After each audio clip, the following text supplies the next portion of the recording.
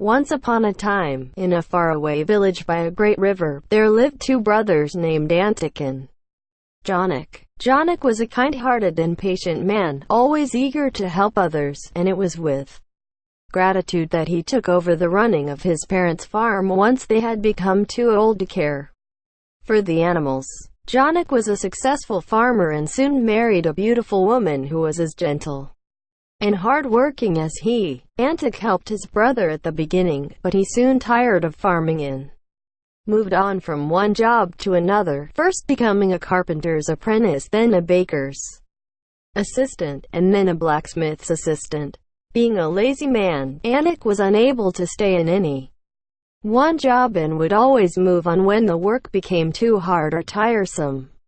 Finally he settled down and married the daughter of a very rich widow and lived a comfortable and luxurious life which required very little work. Jonik, despite being a diligent and compassionate man, had no such luck. He toiled in the fields, but his crops did not yield very much come harvest time.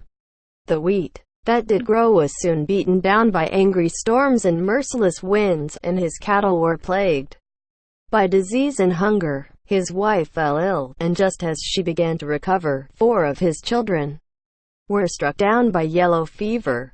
When he finally ran out of money, Jonik was forced to pay a visit to his heartless brother. Antic, "Lend me some money," pleaded Jonik. "My beloved children are ill, my horse is dying, and my ox is lame. I cannot work, and we are so hungry." "All right, but you must pay me back what you owe and more," replied Antic with a smug grin on his face. Jonik was saddened by his brother's lack of goodwill, but he had no choice but to borrow the money despite such unreasonable demands. Jonik borrowed and borrowed from his brother, and Antic let this happen, believing that one day he would be able to take over the family farm and reap the rewards. It was not too long before the mean brother got his wish. Jonik fell behind in his payments and was unable to continue the upkeep of the farm. Eventually he was forced to search for a new home. Antic was a very mean fellow and began to move all of his possessions into the farm before Jonik and his family had even had a chance to move out. Despite his terrible run of bad luck, Jonik remained positive. He told his wife, "There's a small house at the very edge of the village where a shepherd once lived. We can just about manage to live in such a place." Although he was determined to remain optimistic, Jonik wept as he bid farewell to his childhood home. He left the farm with his wife and 7 children. They carried their humble possessions on their backs and made their way towards their new home. Antic was so mean that he even refused to lend them his cart for the journey. Jonik sold his remaining cattle for less than half what they were worth and tried his best to settle into the little house on the edge of the village. His wife and children tended a small vegetable patch in the modest garden, while Jonik took on various odd jobs around the village. The family spent many years living an impoverished life, all the time wary of the wolves who roamed in the forest, all the time hungry for food or in need of extra money to buy clothes or medicines. During those hard years, Antic, the mean-hearted brother, became the wealthiest man in the county, but never once did he offer to help his poor brother. One day, as Antic was hosting a lavish wedding for his eldest daughter, Jonik decided to visit the church to pray for help. In the church he saw his brother and his family, all sitting in the front row, all dressed in extravagant silks and furs and smooth leather boots, while poor Jonik remained at the back of the church, a cold and hungry figure hiding in the shadows. Once the ceremony had come to an end, Jonik followed the wedding procession towards his old family home. He stayed in the background where he would not be seen, tears filling his eyes, overcome with grief at all that he had lost. When he reached the farmhouse, he stood hunched in the doorway and pleaded with his brother. "Brother," he whispered, "God be with you. I am famished. My wife and children are starving. Take a moment from your festivities to help us, please.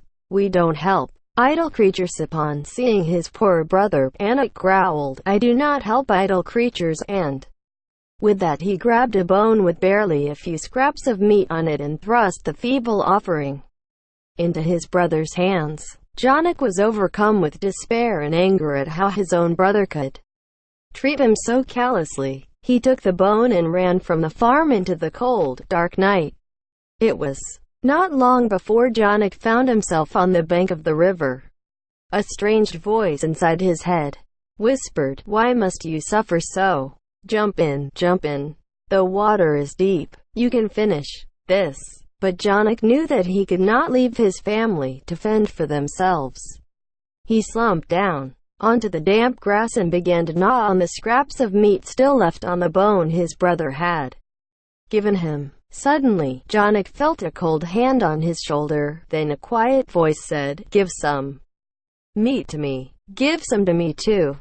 The poor farmer slowly turned around and took in the strange sight that stood before him, a tall creature, thin and bony with skin almost translucent in the moonlight. The creature was very pale with dark, sunken eyes. It had red lips that seemed to glow in the darkness, and it wore upon its shoulders a cloak made from spider webs. Atop its head there sat a wreath made from dried ferns. This was a truly ghostly apparition, but Janek was not afraid. "What do you want me to give you?" asked the poor farmer. "You see for yourself that this bone is almost stripped bare of all meat. You just give me the final scraps," whispered the creature. "Let me lick the juices clean from the bone. I am Poverty, who has been following you for many years. We share everything, you and I." Janek jumped to his feet and cried out, "You pest! You nuisance! It is your fault that my family and I are suffering from hunger and cold. It is you who has brought on this wretchedness and misery that plagues my life. I will get rid of you once and for all." But Poverty did not move, did not seem disturbed by the poor man's outburst. She simply looked at him and asked, "What will you do to me when no man can hurt me nor kill me? I am an apparition and cannot be harmed. Give me the bone and I will leave you and your family in peace for one whole day." Janek was very hungry, but he could not resist the offer of one whole day of peace, one whole day without Poverty preying on his family. He wiped the tears from his eyes and surrendered the bone to the strange creature. Poverty snatched the bone from Janek's shaking hand and began eagerly gnawing every last scrap of meat. Seeing a small hole at the rounded end of the bone, she placed a skeletal hand inside, then another, then, like a ghostly snake, she slid inside the bone so that she could better suck at the juicy marrow hidden in the hollow. Janek suddenly had an idea. He found a short twig in the grass at his feet and jammed the twig into the hole, trapping Poverty inside the bone. Then he threw the bone out across the river and watched it splash into the water and sink beneath the murky surface. As soon as the bone disappeared from sight, Janek felt peace in his heart, as if a great weight had been lifted for the first time in many years. Janek turned away from the river and cast the apparition from his mind forever. He began to whistle a happy tune, and, for the first time that he could remember, he began to feel optimistic about the future. On his way home he passed by the village inn and was greeted by old friends and neighbors. They invited him inside to share a drink. They began to reminisce about old times, and many of the villagers gathered that night recalled Janek's hard-working nature and his kindness towards others. They began to ask him if he might help them around their farms or businesses, as they all remembered that Janek was very skilled and very diligent in his work. The eldest of the group brought out a stack of gold coins, giving Janek 200 pieces of gold with which to buy a horse and provide for his family. Janek gratefully accepted, vowing to repay the gold as soon as he was able, and immediately returned home to his wife. By the time Janek arrived at his little house on the edge of the village, the sun was rising across the fields. He found his wife and children in the garden waiting for him, all of them smiling and joyful. "The people of the village came to visit us while you were away, and they gave to us this cart full of flour and wheat and barley and beans," exclaimed his wife. "There is also meat and warm clothes for the children." Janek was overcome with joy and dropped to his knees and said a prayer of gratitude. Finally, he thought, "The curse of poverty has been lifted from my family so that we might once more live in peace and happiness." From that day forwards, Janek's luck grew from strength to strength. He built a new house for his family and bought a small farm in a neighboring field. He also bought 2 horses and some cows and even an ox. He busied himself in the forest, cutting wood and selling the timber to villagers all across the county. Soon he became so busy that he was able to hire a young farmhand, and he watched with a happy heart as his family grew strong and healthy. Everybody in the village was pleased for Janek and his family, everybody except for Antic, who grew jealous and resentful of his brother's good fortune. One day, Anik invited his brother back to their childhood farm for some hot mead. Janek, forever willing to forgive his brother's mean ways, accepted the invitation in the hope that they might once more become friends. The brothers sat and drank in front of the fire while talking over old times. But it did not take very long before Antic's mood darkened. He could not stand to see his brother so happy and contented, and he insisted on knowing how Janek had turned his bad fortune into good. He accused his brother of many foul deeds. "Surely you stole money," he said. "Or perhaps you visited a neighboring village and took food and cattle during the night."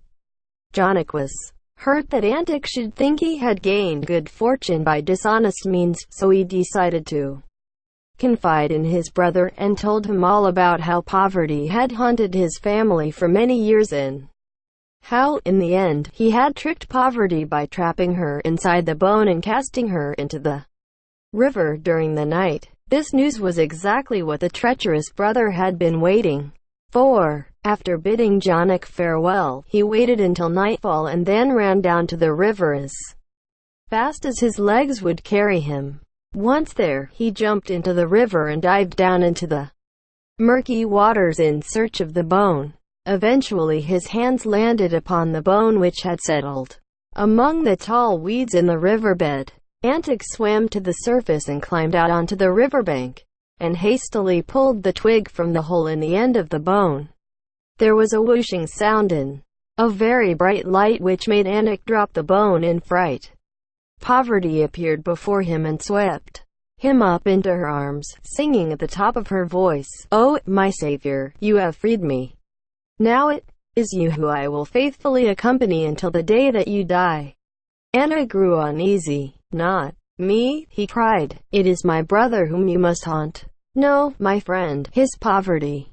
You have set me free, so it is you who will now have poverty until the end of your days." It was only then that Antic truly realized his terrible mistake. The mean-hearted brother ran from the river, but when he approached his home he found that a fire had taken hold of the roof and his cattle were running free across the fields. His wife ran towards him in distress. She told him how wolves had also attacked the sheep and how the horses were missing from the barn. "What are we to?" she cried. "How could such bad luck have befallen us in a single night?" Antic fell to his knees, overcome with sadness and guilt at what he had done. And he was also afraid. He was afraid because he knew that his bad luck had only just begun. As the weeks and months passed, Antic and his family suffered a great deal from hunger and misfortune. Janek tried to help his brother, but no matter what he did, it seemed that disaster was fated to befell Antic and his family. Soon Antic grew very ill, and there was nothing that anybody could do to help. Every good deed ended in failure. Every attempt to help ended in misery. Only Antic knew the reason why. "Poverty will not set me free until my death," thought the mean brother. "It seems I must pay for my misdeeds after all." Sometime later, on a quiet winter's night, Antic passed away in his sleep, and it was only then that poverty released the family of the curse so that they might start a new life in peace. As for Jonik and his family, they lived a long and fruitful life. Jonik grew to be an old man and the loving couple became grandparents many times over. The farm remained prosperous and filled in every corner with the laughter of happy children.